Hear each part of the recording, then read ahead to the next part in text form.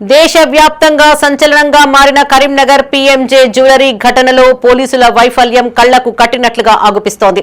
కాల్పులతో భారీ చోరీకి తెగబడిన దుండగులను పట్టుకోవడంలో పోలీసులు పూర్తిగా విఫలమయ్యారు. 3 రోజులు గడిచినప్పటికీ నిందితులను గుర్తించకపోవడంపై తీవ్ర విమర్శలకు దారితీస్తోంది. ఇక ఈ ఘటనపై ఆయా రాజకీయ పార్టీలు విమర్శలు ప్రతి విమర్శలు చేసుకోవడం చర్చనీయాంశంగా మారింది. కరీంనగర్లోని పీఎంజే జ్యువెలరీ షాప్లో 3వ తేదీన 5 దుండగులు జ్యువెలరీ షాప్లోకి ప్రవేశించి సిబ్బందిపైన కాల్పులు జరిపి దాదాపు కిలో బంగారాన్ని ఎత్తుకెళ్లారు.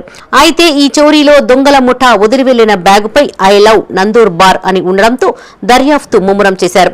బ్యాగును అందులో దొరికిన వస్తువుల ద్వారా నిందితుల ఆచూకీ తెలుసుకునేందుకు విశ్వ ప్రయత్నాలు చేస్తున్నారు.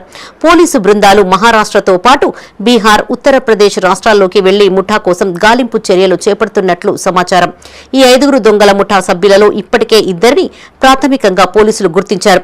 మిగతా 3 బీహార్కు చెందిన వారిగా అనుమానిస్తున్నారు.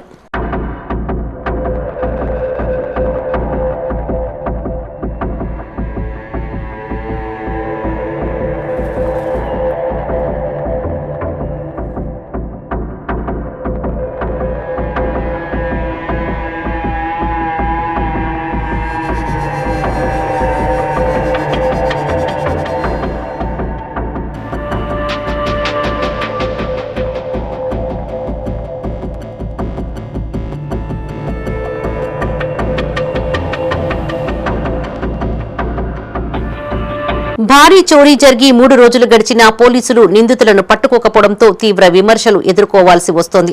ఈ అంశంపై ఇటు అధికార పార్టీ అటు ప్రతిపక్షాలు ఒకరిపై ఒకరు నోరు పారేసుకుంటున్నారు. రాష్ట్ర ప్రభుత్వం విఫలమైందంటూ ప్రతిపక్షాలు గగ్గోలు పెడుతుంటే గత ప్రభుత్వంలో సైతం భారీ చోరీలు, హత్యలు జరిగాయంటూ అధికార పార్టీ నేతలు ఆరోపిస్తున్నారు.